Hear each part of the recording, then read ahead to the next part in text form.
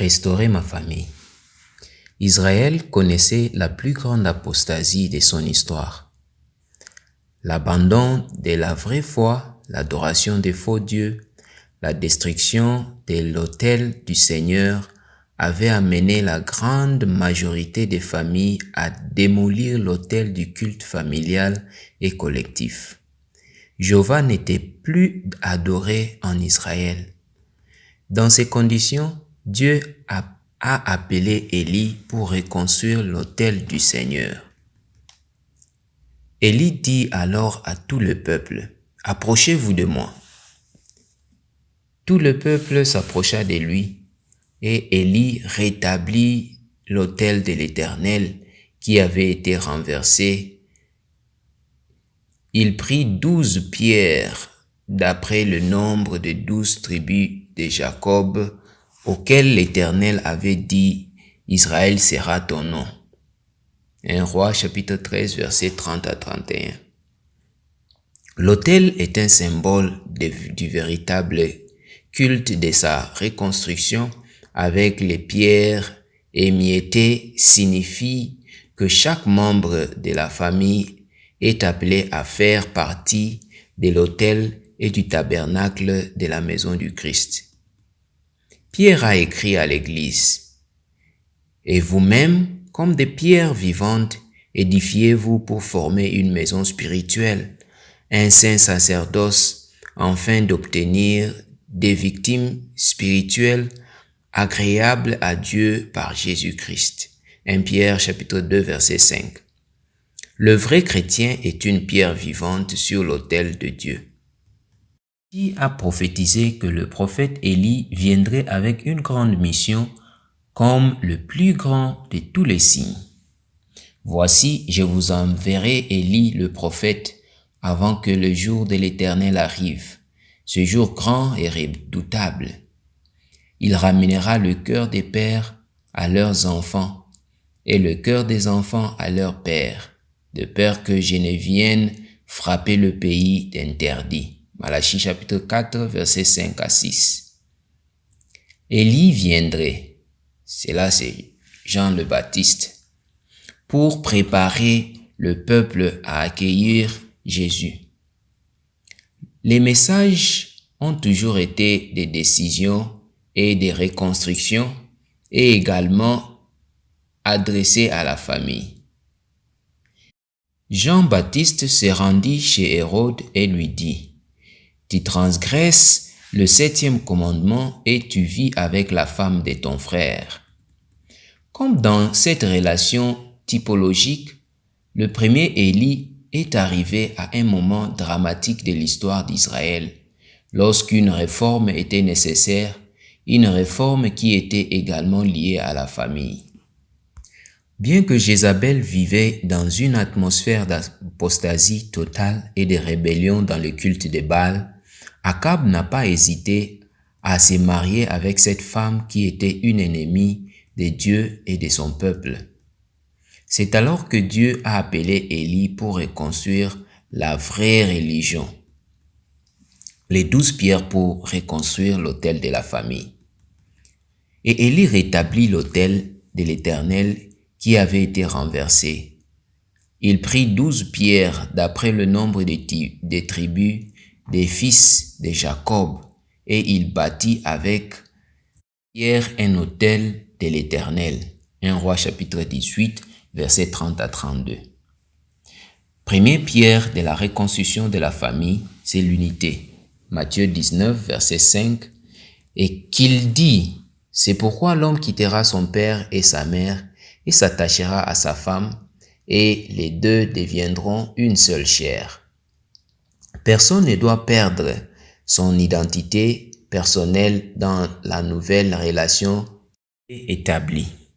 Vous ne pouvez perdre de vue ni l'auteur ni le modèle, car lorsque vous changez le modèle, vous changez la base, et le résultat de ces changements sera la désunion. Dans le modèle originel de la famille, nous trouvons cette unité dans l'union du premier couple, Adam et Ève.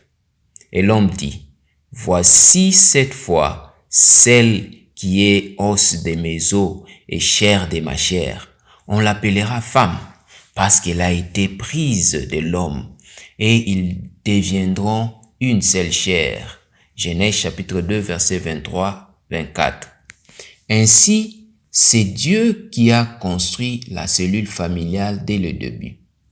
Cela implique que le mari et la femme, en tant que père et mère, sont les premiers responsables de la formation de la cellule familiale et doivent agir comme un instrument d'unification.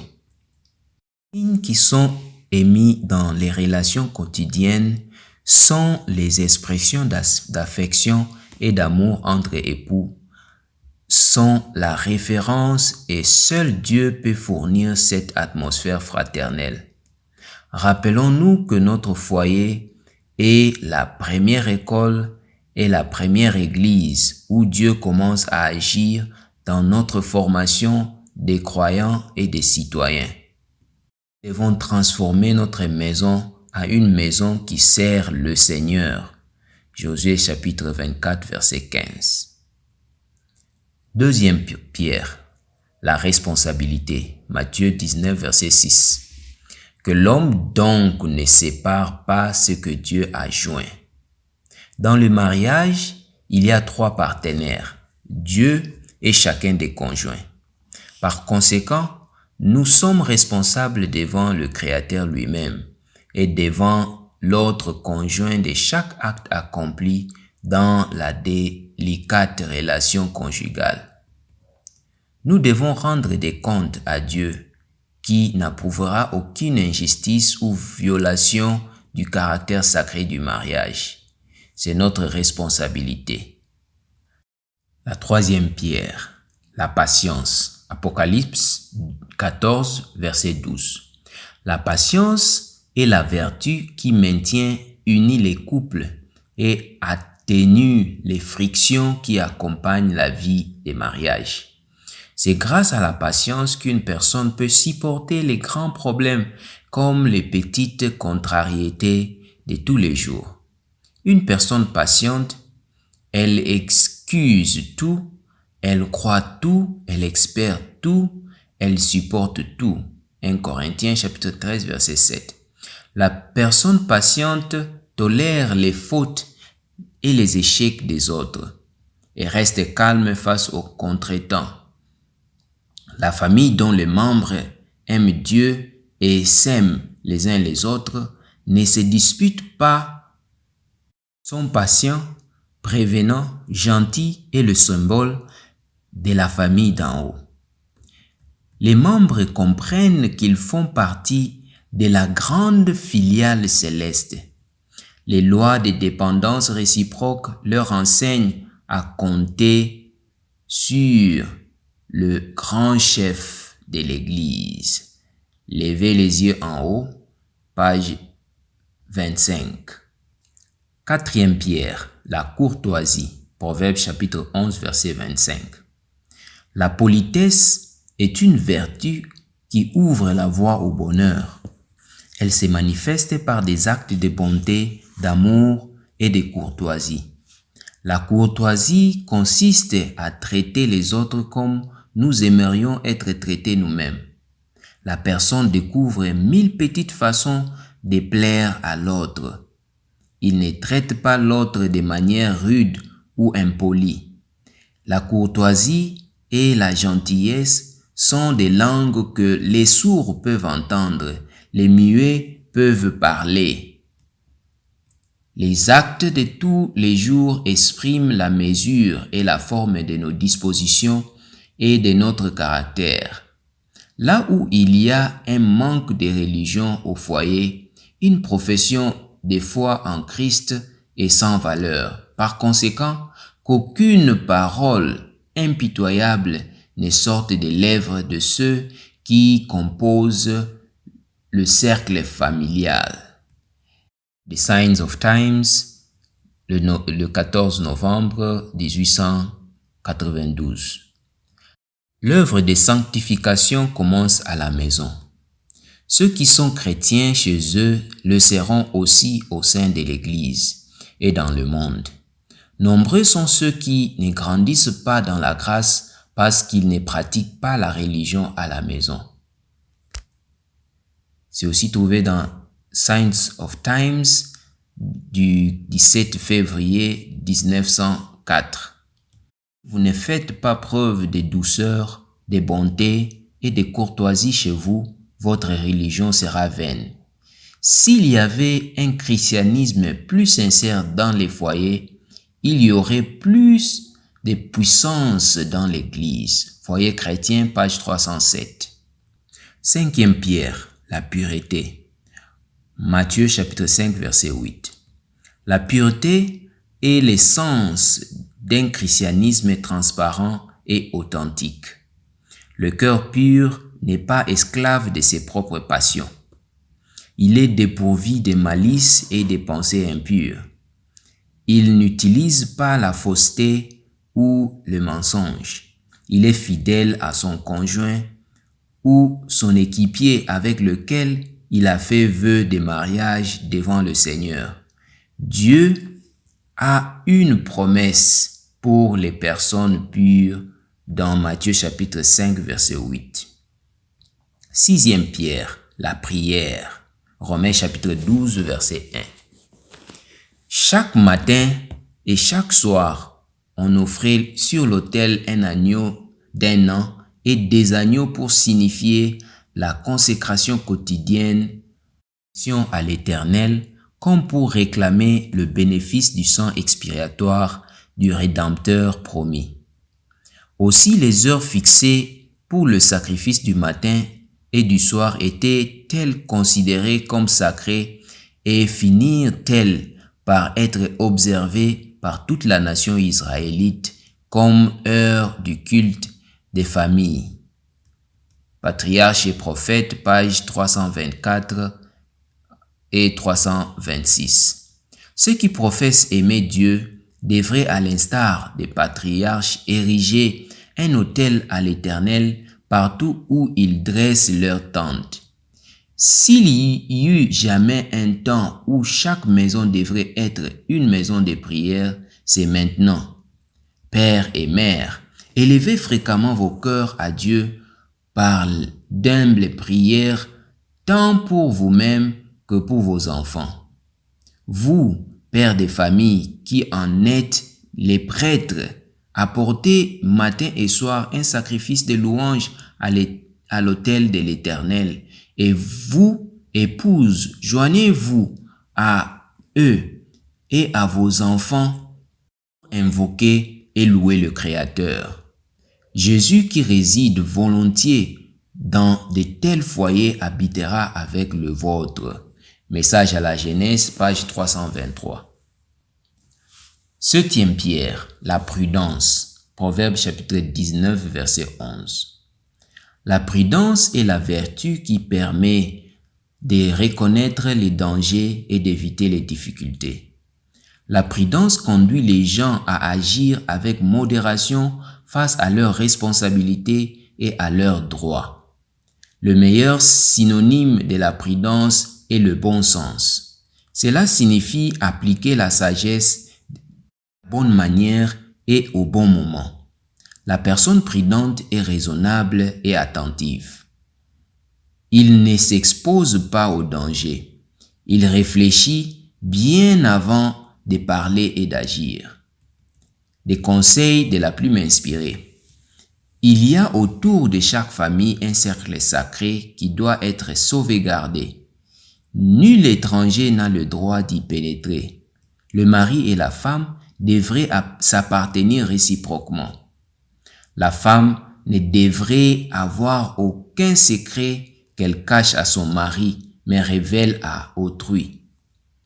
De même, le mari ne devrait cacher aucun secret à sa femme tout en les révélant à autrui. Le cœur de la femme devrait être une tombe où elle enfouit les fautes de son mari, et de même, le cœur du mari un tombeau où il ensevelit celle de sa femme. Aucun des conjoints ne devrait se permettre de s'amuser aux dépens des sentiments de l'autre.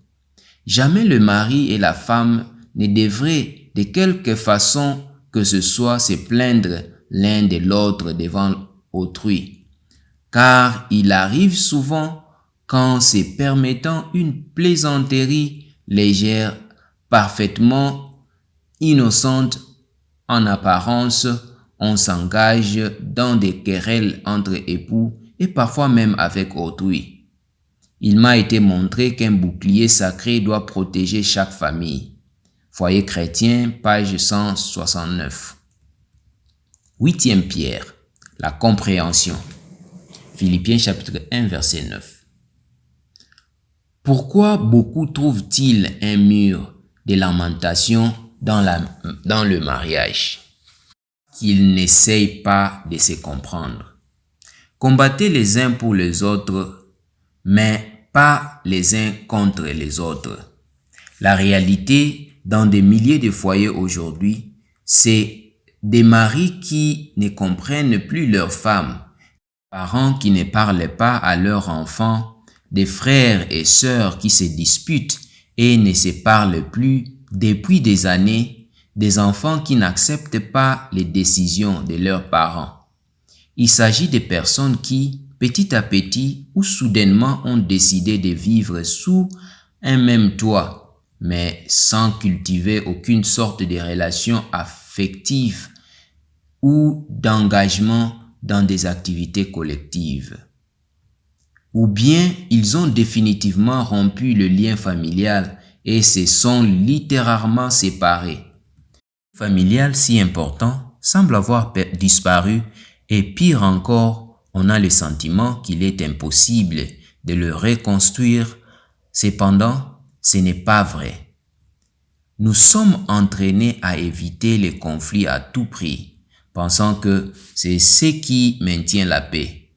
Mais ce qui favorise et maintient la paix, c'est la résolution des conflits. La Bible dit, « S'il est possible, autant que cela dépend de vous, soyez en paix avec tous les hommes. » Romains chapitre 12, verset 18. Neuvième pierre, la communication. Qu'est-ce qu'est la communication? Ce n'est rien d'autre que l'art des rencontres. Proverbe chapitre 18, verset 21 dit, « La mort et la vie sont au pouvoir de la langue. Quiconque l'aime en mangera les fruits. » Qu'il s'agisse de la mort ou de la vie, du bonheur ou du malheur, tout dépend de la façon dont nous communiquons. Le silence est un instrument qui est utilisé dans de nombreux mariages au mauvais moment. Souvent, l'indifférence aux sentiments de la femme et le refus de dialoguer avec elle peuvent conduire à l'échec du mariage. Le silence imposé par l'homme peut ruiner le mariage et le tuer lentement. L'une des plus grandes préoccupations d'une femme n'est pas que son mari résolve tout, mais qu'il l'écoute. Pourquoi de nombreux mariages ne résistent pas à l'épreuve du temps? Parce qu'ils tolèrent ce qui dérange et ne créent pas un climat de dialogue. Nous sommes des êtres communicatifs et cela s'applique particulièrement au mariage. Dixième pierre, le pardon. Matthieu chapitre 5, verset 23 au verset 24. Le but de Dieu en créant la famille était sa louange, afin que sa gloire se répande sur toute la terre. Par conséquent, toute attaque contre la famille est une attaque contre Dieu. Nous vivons à une époque où les familles sont terriblement attaquées par des flèches venant de toutes les directions. Tout fait en utilisant des stratégies et des armes sophistiquées pour affaiblir et détruire la famille que Dieu a créée. Et aussi notre dureté de cœur, qui n'est rien d'autre que de l'orgueil et de l'amertume et une difficulté à pardonner avec la même mesure de pardon que Dieu nous a accordé dans le Christ Jésus. Cela a provoqué de nombreux troubles dans les familles. Nous n'acceptons pas que le fait de ne pas pardonner à l'autre signifie ne pas être pardonné par Dieu. Mais il y a un espoir de restauration. La Bible nous assure de cette possibilité à condition que nous laissons le Seigneur accomplir complètement ce miracle de restauration. Nos familles peuvent être une bénédiction entre les mains de Dieu. Le pasteur Dinar Baradas de l'Université de la famille souligne que l'hypocrisie nuit à la confiance, ce qui affecte la transparence dans les relations. De même, la dureté de cœur est le plus grand ennemi de la restauration de la famille. Celui qui commet une erreur n'assume pas la responsabilité de ses offenses, de même que celui qui a été offensé ne cherche pas à pardonner. La restauration d'une famille ou d'un mariage qui a inévitablement été détruit nécessite l'exercice du pardon. Le pardon est sans aucun doute le mot-clé dans le processus de reconstruction des liens familiaux. Paul a conseillé dans Colossiens chapitre 3 verset 13. « Supportez-vous les uns les autres, pardonnez-vous réciproquement. » Sans pardon, il n'est pas possible de faire le premier pas. L'art du pardon doit être appris par tout chrétien être heureux. Le pardon n'est pas une option, c'est une nécessité. Il existe des mots magiques qui ouvrent les portes du bonheur. J'ai tort, je suis désolé, pardonne-moi. Je suis très triste parce que j'ai été blessé. Mais rappelez-vous une chose encore plus importante. Savoir pardonner, c'est bien, mais savoir ne pas offenser, c'est mieux. 2 Pierre, l'amour. 1 Corinthiens chapitre 13 verset 1 à 13. La Bible parle d'un nouveau type de prééminence dans le mariage, c'est donc l'amour. Domination sans domination. Un dévouement total au bien-être de l'être aimé ainsi qu'au Christ avec son Église.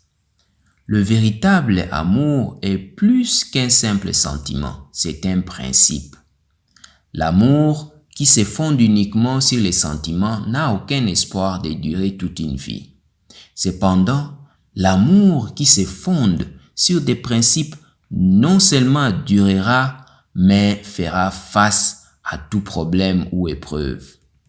Dieu utilisera la famille comme l'environnement dans lequel la formation et le développement des valeurs éthiques, morales, sociales, spirituelles, religieuses auront lieu.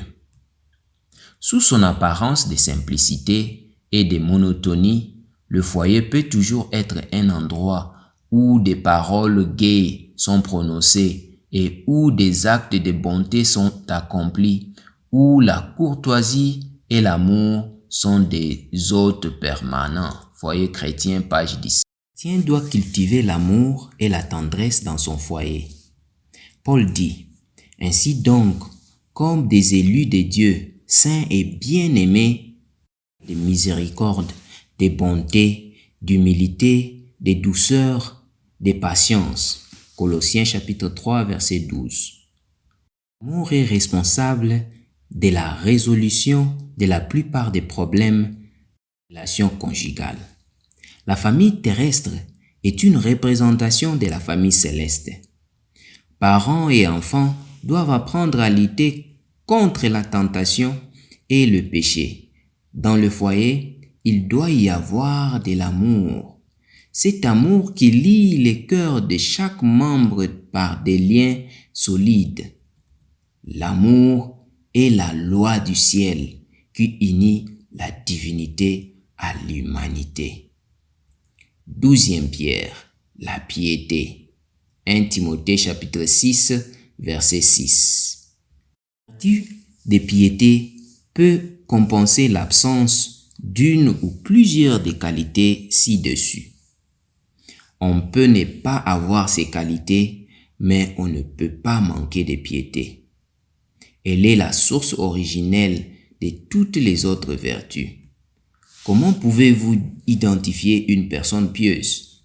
La Bible donne le caractéristique de quelqu'un qui est pieux.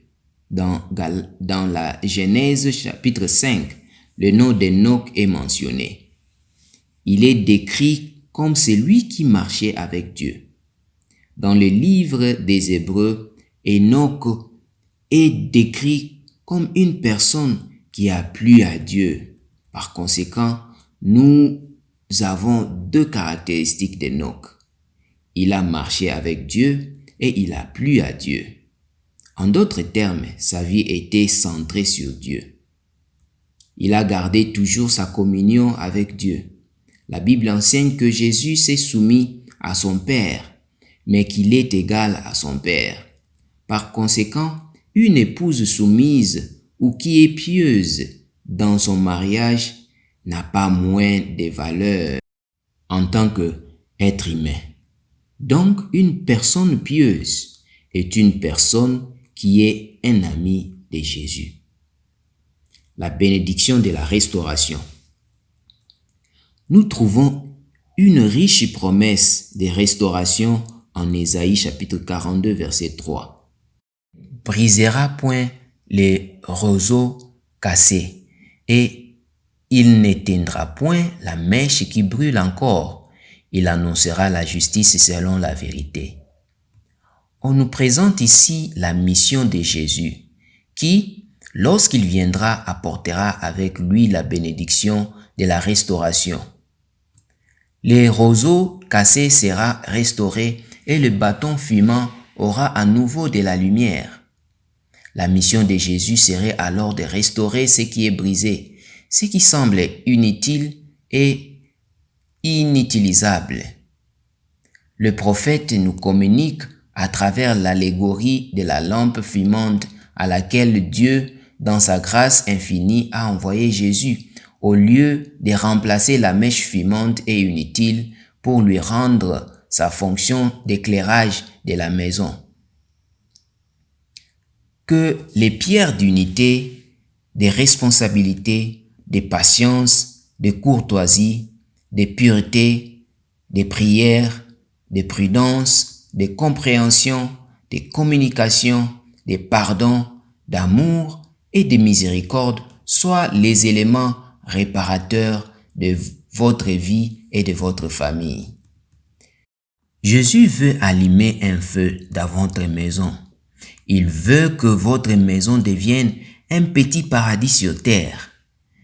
Que Dieu bénisse toutes les familles en cette fin des temps et que la flamme de l'amour dans nos foyers ne s'éteigne jamais. Amen.